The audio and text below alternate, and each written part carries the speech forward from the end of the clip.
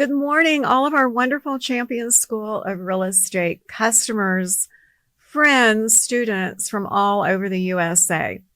Because of our wonderful virtual studio, we actually teach people all over the world. And yet, I really want to say a special hello to all of our students that are in the classroom right now, all over the state of Texas, as well as those in our virtual classroom. And we know for a fact that online is also very, very popular. And our real estate superstars are just the best champions ever. We have superstars in real estate and, like today, lending and appraisal and inspection. And they are all wonderful friends and students of Champion School of Real Estate.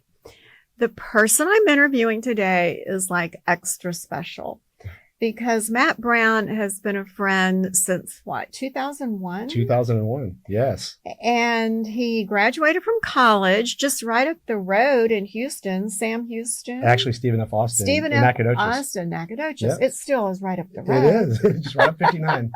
Yes.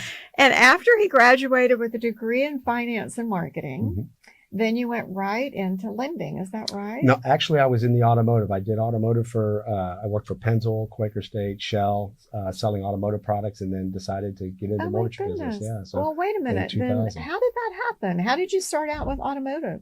So right out of college, I went to work for a company called Slick 50. They were an engine treatment company. I love that name. Yeah. And so but they had me traveling all over the country I was on the road 220 nights a year. And it was a real beatdown. And I would be at these conventions and trade shows on the weekends, and I would see guys in their, late 50s and 60s, and you could tell they'd been doing it their whole lives. And I'm like, that's not going to be me. That's not going to be me. That's not going to be me. So I was looking for kind of an exit strategy in my late 20s. And then I had a friend in 2000, and he says, hey, why don't you get in the mortgage industry?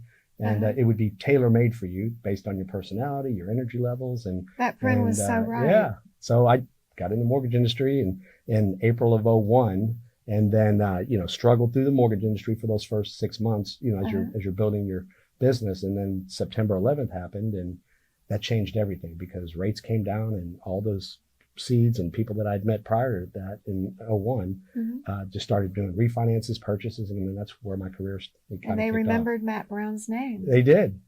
I made them remember me. That is a great statement. Yes. He made them remember him. I want you to know he is the principal in Encompass Lending, which is a very well-known lending company, mortgage company. And I've just seen you over the years, especially through Facebook, if not when you show up for class, that you have just personally grown your company to be as large and successful as it is. But everybody certainly needs helpers around them in order to make that happen. Most definitely. Did you do it yourself, or did you have a team when you started your own company? So I started in April of 2001, and I was with a couple different companies. Ben Vogler was terrific. Definitely know Ben. Definitely know Ben. So worked with Ben, and then David Petrie was another gentleman, another great guy, two great guys. And so then just some friends of ours came together, and we formed, actually May of 2008, Encompass Lending Group was formed. 2008. And May of 2008, the worst possible time to start a mortgage company. Right. We know what happened during that time. Yeah. The crisis, the housing crisis. Yes. And so then I came on in 2009 as one of the owners. And Clay Bohannon, he's one of our business Clay partners. Bohannon. Clay's a terrific business partner. He's coming in one of these days as well, because two great guys, such successful people. Yes. I know that you're a member of the National Association of Mortgage Professionals, the Greater Houston Association of Mortgage Professionals, of which Champion School of Real Estate definitely is involved in and sponsors with our wonderful Paul St. Amand. But I want our students to know that you were awarded and recognized in the top 1% of mortgage professionals in Texas. Top 1%. That is just very, very impressive, Matt. Yeah, thank you. How do you see your ladder going up to the very top? How did that happen? How did you start out at the very bottom to get to where you are today? Yeah, great question. I've always kind of treated my business like I treat my personal life. I mean, to me, everybody's a friend, right? And so I've always tried to give the same level of service to somebody just starting out in the business to somebody that's doing 25, 30 million a year. It's the same level of service. And by doing so, I've just kind of casted my net as wide as I could have. And I've always followed that same principle all the way through my career, working with somebody that just started off to people that have been in the business 20 plus years. It's the same. Just treating everybody the same Yes. service, same level of service. Same. And Yep. I absolutely know it's true because so many agents know Matt Brown, and so many agents they know when they send their buyers over to Matt that he's going to take good care of them. Mm-hmm. And obviously, I mean, I love picking and choosing our superstars, and I have seen them at our career fairs. We just had one last Friday, another big successful career fair. And over the years, I saw you recently and I thought, I have got to get Matt Brown in because he is such a great indication of how to have a very successful business and be a very kind person. And I think kindness has so much to do with everything. Yeah, thank you. And I'm not just saying that to our students. I also know that your involvement with, and it's called Living Water International. I'm just going to bring that out right away because anytime you give back to your community, back to your society, I feel like it really does come back tenfold. Tell us about Living Water and how many years have you been doing the Living Water International? Yeah, so I've been doing Living Water since 2010, and it's through my church, Cy-Fair Christian Church, and I always go with a couple guys from the church or even other people that if we need to make a bigger team. But we go into third world countries, it's Central America. Like that, sure. It is, Guatemala, Honduras, Nicaragua, going into these villages, and we go into where there's no water. So these are such remote places that we go to. There's no water, there's no plumbing, there's no electricity, there's no nothing. So you've got these families, and there's hundreds of these families that are living in huts, basically, tarps and sticks and things like that. And there's no fresh water. So, I mean, we all know water is the most important thing. It is, absolutely. So we go and currently these women in the villages, they're filtering their water through spaghetti strainers and T-shirts, and that's how they. There's spaghetti strainers and T-shirts. Yeah. So that's you can see them, and they're drinking water that looks like chocolate milk to you and I. So goodness. these little kids are walking around sometimes with distended stomachs, Right. amoebic dysentery, cancer. So we put water wells in, fresh water wells, and so women from all over the village will carry buckets, and they'll walk a mile, 2 miles with a bucket of water and take it back to their village. And that is so impressive. That is so amazing. Yeah, but I'm very passionate about it because I mean, to me, we take so much for granted here. We have everything here. They just want fresh water and they're happy. And when I go, I take frisbees and soccer balls, flat soccer balls, and jump ropes. And just to see the smile on these kids' faces, and I play with them. While we're working on the well, I take a break and we play with the kids, and so it's just you're so out rewarding. digging wells for what, 8-10 hours a day? 10 hours a day. So we start Monday, and then Thursday we're finishing up, and then we dedicate the well. We pray over it. The village is, we're all in tears. Thank you for doing that. That's amazing.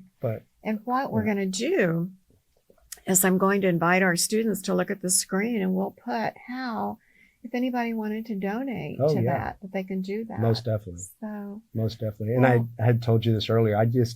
I love going to Cancun and sitting on the beach, and I do love that. But I get more. I love all that. I do. And we need that to recharge our battery. But I get so much more, doing these living water trips because just it cleanses my soul, and I come back charged. I'm tired, physically just tired because you're not shaving, you're not showering, you're not Do you feel like it makes you come back a better person? Always. More energized? Always. Yeah. More appreciative, really. Yeah, always. And, one day I want to take my son, to go there as well. Just so and you have a 20-year-old son. Got a 20-year-old son. And I forgot his name. Logan. Okay. Yep. Awesome. Yeah. Yeah. Our students see the big grin on his face when I mention the son. Our whole world revolves around our son. So we just have one. We adopted him at birth. And so he's just an awesome, awesome kid. I love it. You can see what a great person I've invited to be here today. And as well as being so very successful as a mortgage broker He certainly is a very kind and giving person back to his community. And right now, we have a number of people that are watching that have an interest in being a mortgage loan officer and going into that particular career. We definitely have the classes at Champion School of Real Estate to put them through to do that. If you were to give advice to a brand new person sitting in class right now that wants to be a Matt Brown, what would you tell them is most important to get their career started? One, you have to get out of your comfort zone. You have to put yourself out there. You have to. And what does that literally mean? Oh, you were going to tell me what that literally means. Good. So basically, for me, it's always been kind of easy for me just because I talk a lot. I like to be around people, and I love it because you talk with enthusiasm. Right? Exactly. You do. So I've always encouraged young loan officers that are just starting off. You have to start planting seeds. You'll hear me say planting seeds a lot, but you have to start planting seeds. So it's getting out. It's going to happy hours. It's going to CE classes. It's sponsoring events with title companies. It's putting yourself in front of referral sources. And like you said, getting out of your comfort zone. Getting out of your comfort zone. I mean, you have to be consistent. You've got to be persistent at it. So we always say consistent and persistent because you have to stay very frequent with and very intentional with what you're trying to do. So building a business, you have to keep putting yourself out there. You have to keep reminding people that you're in it, because if you stop going places and being present, they're going to notice the other guy that came in or the other woman that came in the door. Correct. I've always, and this has been my mindset the entire time in business. I know there's thousands of people like me. There's thousands of realtors. I know that. So my whole thing has been, what can I do to differentiate myself better than anybody else? What am I going to do that's different than? And so I just, through my business, and I'm sure we'll bring it up in the interview, but I just try to do different things that I know other loan officers aren't doing. Like what? I'm big on video texting. I do a lot of video texting. So something that I really take a lot of pride in. So with my friends and business associates is, I think birthdays are most important. That's your special day. Everybody has, we all have our own special day. You wake up that day and this is my special day. It is. And so I'm health and fitness is very important to me. So I'm up every morning at 4:00. I'm at the gym at 4:30. And before I go to the gym, I make personal videos every day in the parking lot and birthday videos. So sometimes I'll do 2, sometimes I'll do 12. And it's, good morning, rise and shine, cupcake, it's your birthday, and so it's very enthusiastic. And I've been doing that for years. And one time I forgot to do it with a friend. He's like, where's my video? And so it's funny because a lot of times I'm the first person they see in the morning and they're like, oh, my husband hasn't even told me happy birthday today or something. He's not up at 4:30 in the morning. But I take a lot of pride in that. And I do just anytime I have somebody top of mind, I may pull over on the side of the road and leave them a personal video or text them whatever on my mind for the day, or somebody's. So if somebody pops into your mind, you may just pull over or stop what you're doing and then just do a personal video. I will. I love that. So I have friends right now that I've got a couple friends that have cancer and they're struggling, and I've got another friend going through a really tough divorce. And so every day, not every day, but every couple times a week, I'm going to start doing that. Videos, and it goes such a long way. And I stop and text when I think about it. Right. Because if I don't, I'm going to forget about it in 2 hours when I'm busy with something else. Right. But I'm going to do the video. Yeah. That is awesome. Yeah. Not that I want to put this ugly face out there, but I know, it's more personal. I thought about that. It has to be personal. It's just more personal, But I'm going to tell you what a superstar told me way back. Mm-hmm. She was giving all of her secrets to success, and this was in real estate. Mm-hmm. And I said to her, you realize you're putting your secrets out there for the world. And what she said to me is so true, Matt. 99% that hear my secrets won't do it. They won't do it. So she said, that doesn't scare me, Rita. Right. Because she goes, it's that 1% that decides to do it, and I'm happy for them. That's so true. Because she said they won't do it. I'm going to tell you right now. Yes, it's so true. there aren't many people that are going to be up at 4 a.m. first of all, working out, Well, or 4:30 for that matter. well, I have to tell you that story too, and not to digress on this, but that story is that when I'd work and then, get off at say 6:30 and I'd go home, and Kim, this was when Logan was a baby, she'd have a plate of food and I'd shovel the food in, and then I used to go work out at night. And so I'd work out after work and get home around 9:15, 9:30, and Kim eventually, she's like, hey, I'm not trying to start a fight, but this is just kind of selfish of you. You're doing your whole day, you're working, you're eating, you're working out, you're doing everything that you'd like to do, but I'm here giving the baby a bath, I'm putting him to bed, and I need some help. And so I was kind of crying on a friend's shoulder one day. I'm like, man, I'm at a crossroads. Health and fitness is important to me. Obviously, family is more important. I've got to figure this out. And he goes, well, I've got the solution. I can tell you exactly how to do it. You just how to do it. I'm like, please, how do I fix this? He goes, you just have to start getting up at 4 a.m. and being at the gym at 4:30 when they open. Do that. And I'm like, okay. And I'll tell you that 3 weeks, they talk about, after 3 weeks it's a habit. How long did it take you? It takes a few weeks. But I mean, I'm telling you, there's some mornings that I've got this little devil on my shoulder and a little angel on the other shoulder, and they're doing this. Right. So, or it's raining out and pillows and blankets are just perfect. They're so and I'm like, comfortable. they are. So I'm thinking, but then I have these little self-talks with myself, and I'm thinking, what are my friends doing right now? They're in bed, or they're overweight, or they're whatever. And it's just like, once I hit my feet on the ground, I'm off and running. So now I've been doing this for probably 14 years on this. 14 years. 14, 15, yeah, because he was. And you said it took about 3 weeks to get into the groove. The habit. Of getting up that early to work out. And really, it's just a lifestyle. I mean, I watch my diet pretty closely, but it's a lifestyle. Well, we are going to digress just a minute, because you said health and fitness has always been important to you. Mm-hmm. Just something that came to you naturally? Did you read about it, or did you just say, hey, I always want to be healthy? Always want to be healthy. My dad passed away at 70, which was young. I mean, he wasn't a drinker, wasn't a smoker, just he was at the horse track, standing in line at the concession stand, and just had a massive heart attack and died. So there's some health issues or heart issues in our family, but that you're trying to prevent. Yeah, and I've always, I've always wanted to look good as best I could, and wait, I'm going to interrupt. Yeah. This guy, the way he's dressed right now, I just told Joseph, who is our video production person, I said, Matt Brown always goes about his day-to-day business looking sharp. And I think for sure, when you think of a professional image, that's Matt. And it's so important, especially for a new person, to look like they're really in the business and believable and sharp. I agree. I mean, because it's our virtual business card. I mean, people try not to judge, but I mean, the way you look, the way you carry yourself, your energy, that's, and I've always had high energy. And so, I think people want to work with people that have high energy, and have confidence. And there's times I'm probably too confident, but that's just, never it's just seen who that. Never.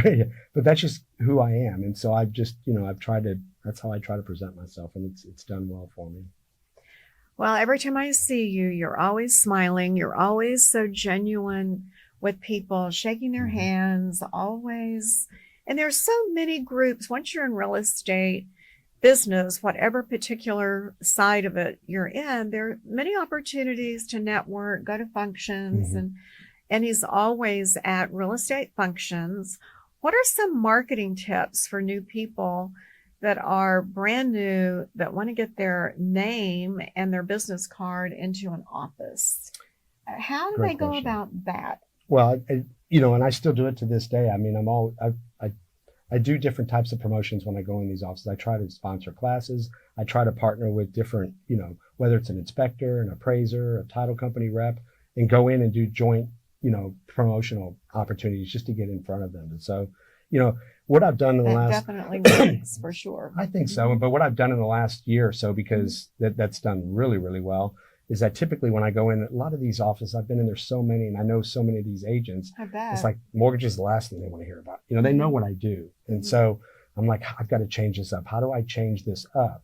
And so I started doing just different things that I could think of. So I would partner with title company reps or whoever. We usually need, because it's quite expensive, some of these events, we'll need 4 or 5 sponsors.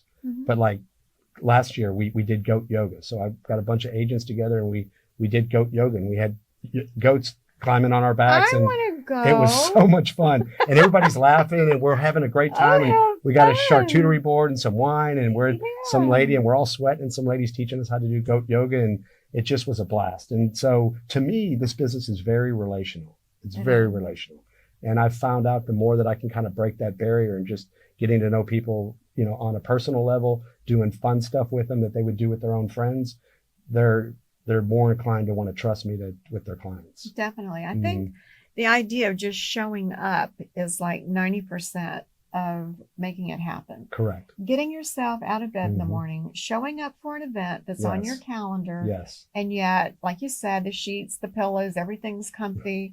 And yet, you know, you need to go to that event or to that office meeting or whatever. Right. In order to keep being present, keep being persistent, and let people know that you definitely are there full time and you're very serious about what you're going to do.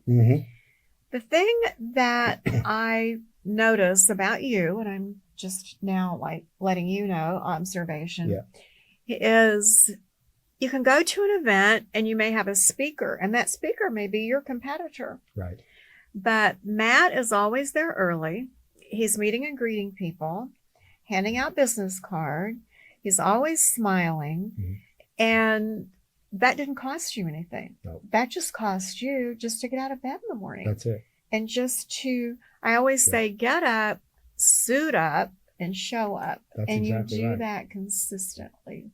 Thank you very much. And that's, I'll tell you, that's the one thing I can look back at my career and it's like, you know, how did you get to where you're at today? And it's just, you heard me say consistency, persistency, being very intentional. And if it hits my calendar, I don't deviate from that. And so a lot of times, you know, I'm noticing with new loan officers, new realtors, I'll sponsor events and they'll say, oh, you know, we've got 28 realtors show up and, you know, and I'm doing a big lunch for them and I've got fettuccine alfredo with little Bunsen burners and salad and tiramisu and some lemonade and tea, and we'll get 4 agents show up after we'll get 28 RSVPs. I've been there, done that many times. So many with times. realtor events. I'm like, come on. So I think where I falter is that those 4 people loved you though. They loved me, but I had enough for 28. Right. But I think where I falter is that not that I expect people to do at my pace and my consistency and my dedication, but I think if we're running businesses and we're trying to be successful, you know, you have to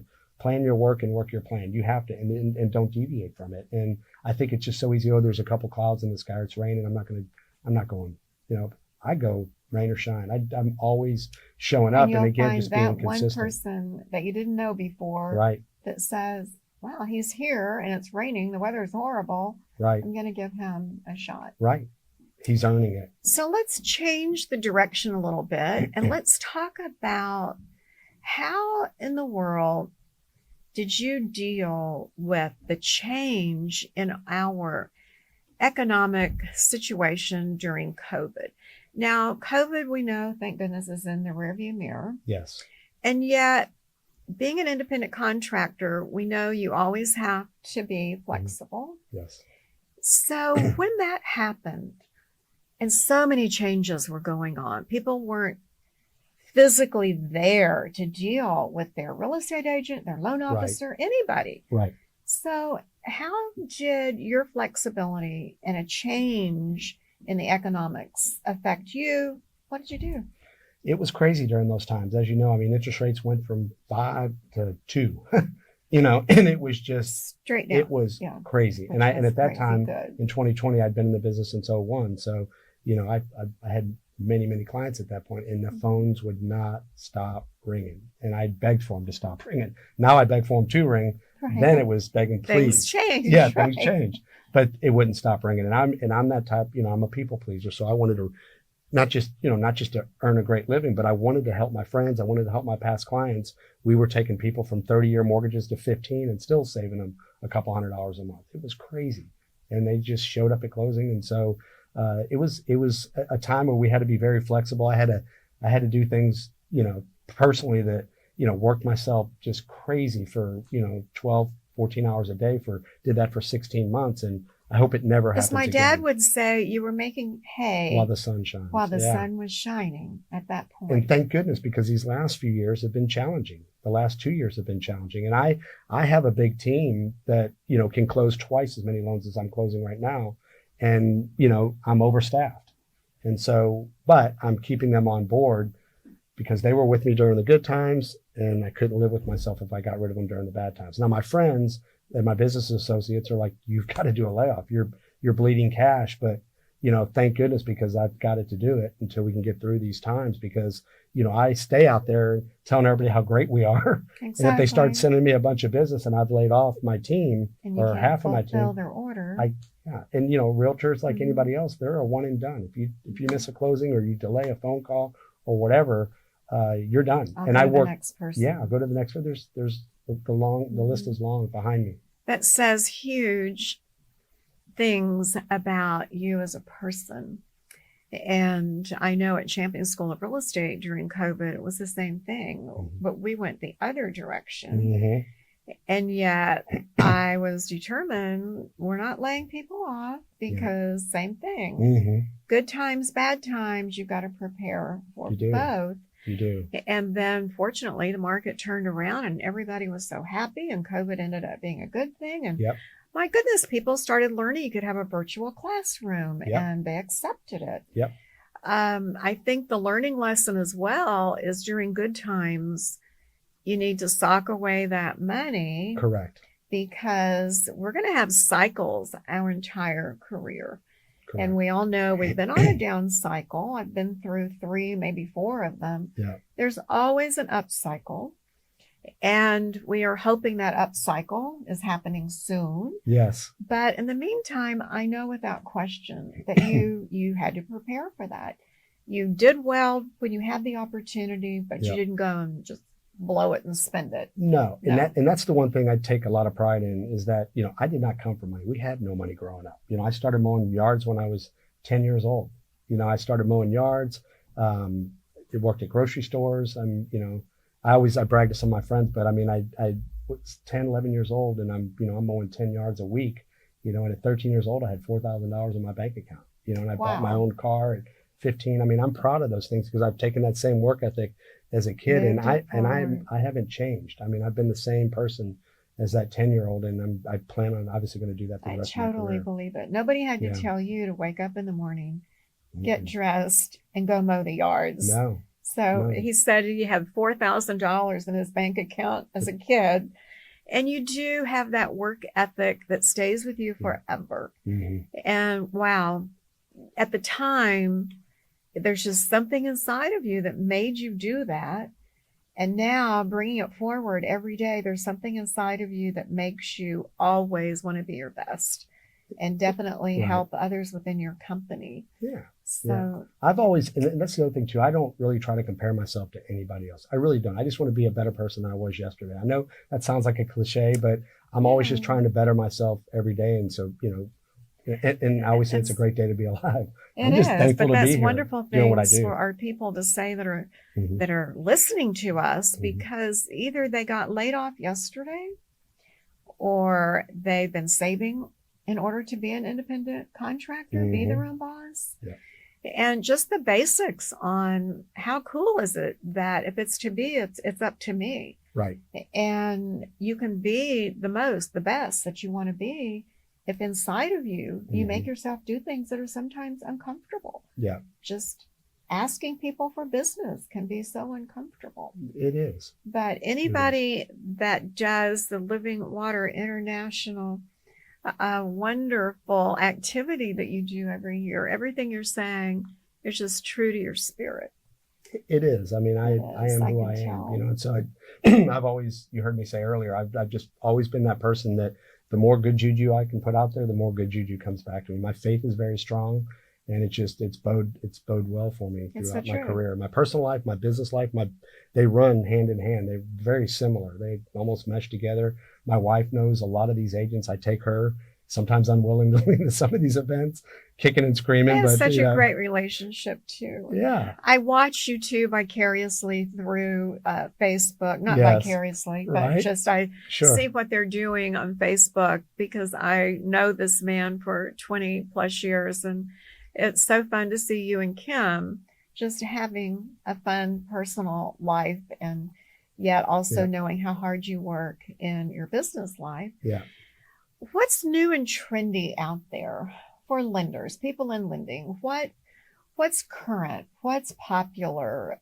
What are any kind of disruptors that are in our industry? Give us a little bit of insight in that. Yeah, sure. Obviously real estate. There's a lot of changes in real estate with the NAR lawsuit last year. We're seeing changes in mortgages. With automation. It was so difficult for all of us. Huge disruptor, and it continues to be. But I think that the better agents are obviously getting used to it. They know how to do that. Unfortunately, everything, in the last couple of years, and we'll get to the disruptors in a sec, the last couple of years, it's pushed a lot of people out of this business. We had, I think in 2022, nationwide, there were 425,000 licensed loan officers, and we're under 100,000 now, just a couple of years later. So the people that are still in the business right now, 25% fallout. yes. And like last year, there was 73% of all realtors didn't even do one deal. Yeah. That was shocking to me. The NAR settlement lawsuit brought so many questions and so many question marks to the general public. And now it's all settled again. Just yesterday, I got this question from a general public person. Yeah. And she said, do agents get paid now? And so still that, and yes, they do get paid. They do. And yes, it's business, as though in Texas, we were always disclosing commission that is negotiable. And yet maybe there were some that just said, this is my commission and that's standard, but I don't know of any of those people. Right. But we've gotten really better about saying, are you going to pay me or do I need to get paid by the buyer? Yeah. And if so, how much will you pay me? Yeah. And we're finding, which is no big surprise, sellers want their property sold, whether it's a commercial building or a house.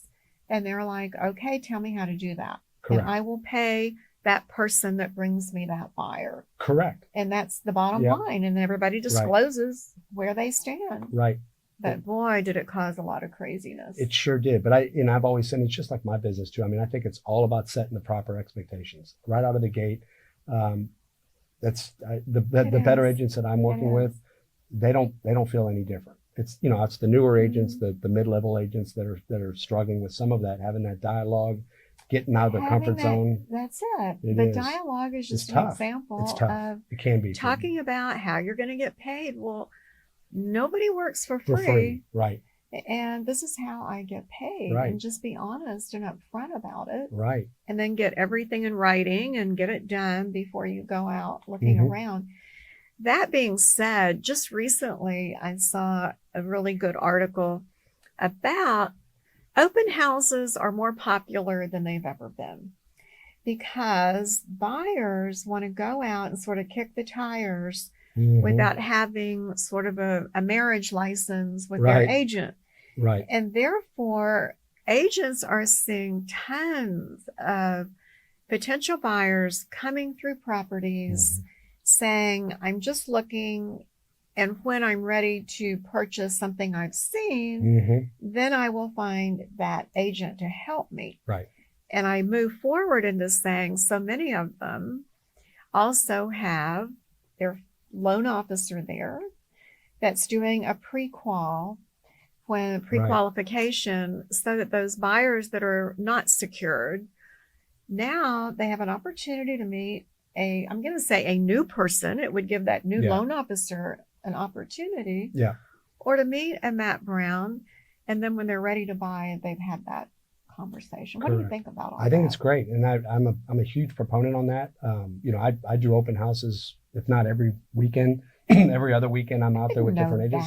I do a lot of open houses. So oh my goodness. with, new agents because, again, just trying and to your continue. comfort, security for them. I do. So and I'm there to answer any questions. And a lot of times too, as you know, I mean, they don't want to be in the house by themselves a lot of times. And so, they'll call me and say, Matt, I'd love for you if you can just join me, answer some questions. And plus, my husband usually comes with me, but I don't. That is huge that you help them out that way. It really is. Yeah. So I'm able to pick up some buyers that way. And plus, it ingratiates me with the agent. We're building a better relationship because when we're in the house, definitely. A lot of times, I mean, we're talking for 45 minutes to an hour at a time before somebody may come in sometimes if it's dead.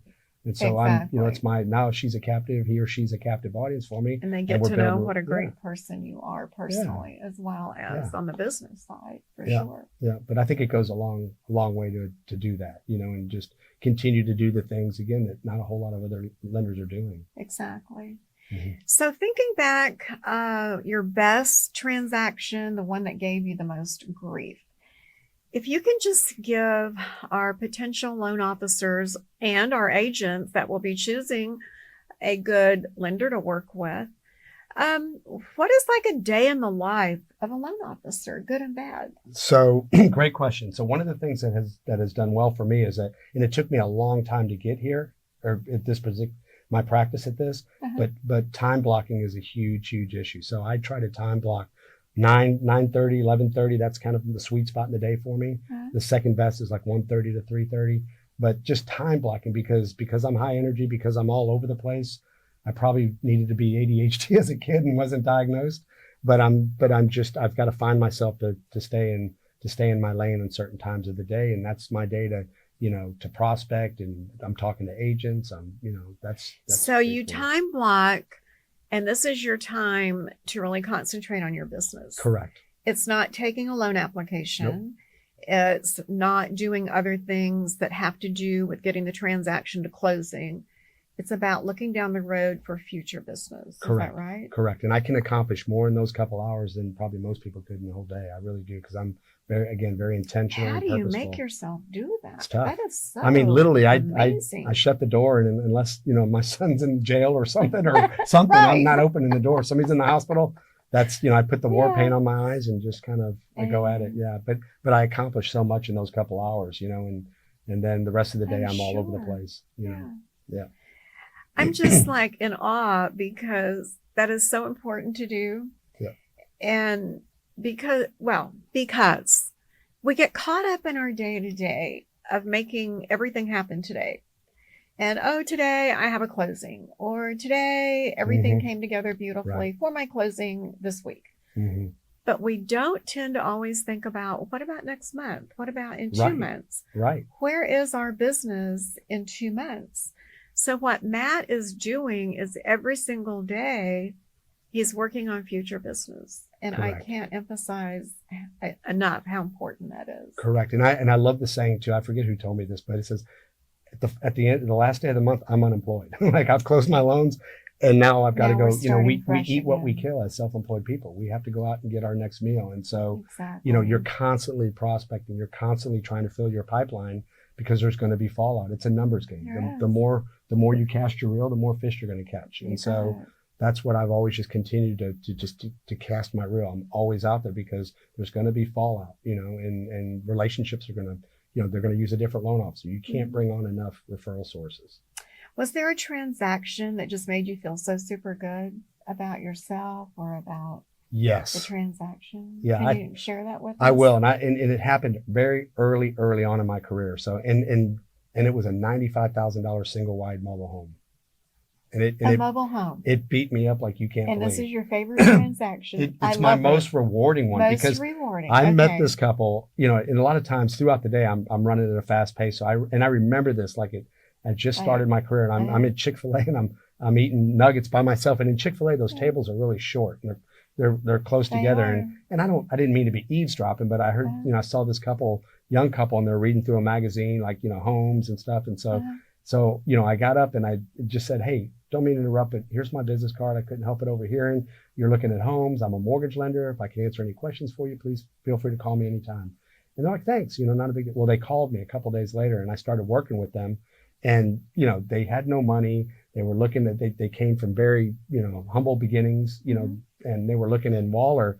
and they found a mobile home in Waller. And I'm like, oh my gosh, this is going to be challenging because I don't do a lot of mobile homes, and they can be difficult. That's a whole new world. It's a different world, and it's tough. And it was so challenging, and their parents were involved, and they had just gotten married, and they were trying to have a baby, and it was a lot of work. And I'll know that's why when they you had a asked lot me, of stress. they had a lot of stress. And for me, I was already deep in my, I was deep in my career as far as referral sources. It was newer, but it just, man, I'll tell you, it was tough. But I go to all my closings too. That's the other thing too. If you see me on Facebook, I'm still going to all my closings. This man is very surprising. Do everything he's doing. Yeah. So I go to all my closings. Not that I do anything there, but it's present. It's the presence, right? It's showing them that I'm there from start to finish, and it's putting the cherry on top. And we're hugging, we're taking pictures, and it just goes a long way because during the transaction, I do a lot up front, but then I have a team. I can't do everything. If I'm wanting to do the type of business that I want to, and I wanted to scale, you need a team. And so I have that team, but I'm there at the beginning and there at the end and available anytime in between. But this mobile home couple, we got them to closing, and I'll never forget about her. She was crying, the wife was crying, and the mom, hugged me and kissed me on the cheek, which nobody kisses me on the cheek. But I'm like, this is a great business. If I work this hard for a $95,000 mobile home, I mean, the sky's the limit for what I'm going to accomplish in this business. And you're absolutely right. And you're absolutely doing it. Yeah. Wow. That is a great story. And it just also says you started out our interview by saying it doesn't matter if you're a luxury buyer, high end. Correct. Or not, I treat you with the same service. And it's interesting, as we're closing up from our interview, the example you gave was the lower end buyer and same service. Yes. And I'll tell you, this is the one thing that I tell everybody. It doesn't matter who they are. It really doesn't. And again, I don't mean to sound cliche. I don't, but it doesn't matter if they have money, they don't have money, because you don't know who that person knows from a referral standpoint. Exactly. I mean, you don't, because I've gotten so many referrals from really, really tough loans, and there's loan officers that I would have never done that loan. I did it. I found a way to do it. If it made me stay till 8:00 at night to figure it out, I did it. And that's how I've been able just to build the business that I have now, because I get, and that's, thank goodness that I did that, because I've casted that net like that. When times have gotten tough, I've still been pretty successful, because I don't get 3 deals from one big agent. I get a onesie and a twosie from a lot of different people. It's a onesie, a onesie. The next thing you know, I'm having a month. I always think about it as like a little pond, and you put one little pebble in. Yes. That's that first contact. Yes. You do a good job, and then those beautiful lines in the lake or the pond just get wider and wider. Yeah. Until, as you said, that net is far reaching. Right. And you and I are in the same generation. So you're gonna understand this analogy. But do you remember that commercial in the 70s, Head and Shoulders commercial, where you tell 2 people and they tell 2 people and so on and so on. And so I always think about that Head and Shoulders commercial. It's the truth. And it's the truth. Works. You do a great job for a couple people. They tell 2 people. They tell 2 people. And if you're in the business long enough, it just, that business net just is comes far to you. reaching. It is. And what started out being one little office and one little community, it's now a large community, right. And now it's the city, and now it's the city and the country, and now it's the whole state. Right. And I always love telling our new people, if I can do what I've done, starting out Champion School of Real Estate, one woman with children, and growing the business to being the largest real estate school in Texas, if not the U.S. Amazing. Real estate loan appraisal inspection, all of our disciplines. If I can do it, you can do anything you want to put your heart and mind to. And today I'm sitting here with Matt Brown with Encompass Lending. It's the same thing. It is. You cast your net 24 years ago. Yeah. This month was 24 years. And he tells you exactly how he grew the business, and he is super successful, but also super, super nice. Oh, thanks, Rita. So I have one. You're so welcome. My pleasure. By the way, this is an honor for me. I've admired you and respected you for many, many years, and I appreciate the opportunity to be here with you. Thank you, Matt. Yeah. It's mutual. Yes. It's mutual. Great. Thank you. Yeah. Looking back over the years to your younger self, Is there anything Matt Brown might do differently? This is going to sound arrogant, but Okay. I wouldn't do anything differently. I mean, it's from when I was a kid at 10 doing yards all the way through. I'm just I don't know that I would change anything, because where I'm at today is just exactly where I wanted to be. I'm much further along than I thought I would be, to be honest. So which is a great problem. Had you said anything differently, I would have been surprised. Because every superstar so I arrogant. talk to, Yeah. no, they say, "Hey, Rita, this worked, Yeah. and it worked well, and Yeah. I'm doing well, and I love what I do." Yes. There have only been a couple that have said, "I would have done everything earlier. I wouldn't have waited." And some people, they moved into their new career part-time and then jumped into full-time. Right. And they have said, "Oh, I would have jumped in full-time sooner."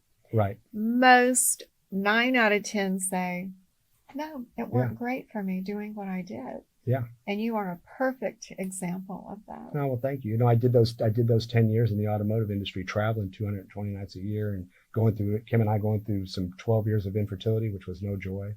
And in my early 30s, just, you know, it took all of that to want to get into the mortgage industry, to want to excel to where I'm at today. But yeah, it's just, so I don't know that I would change anything, you know.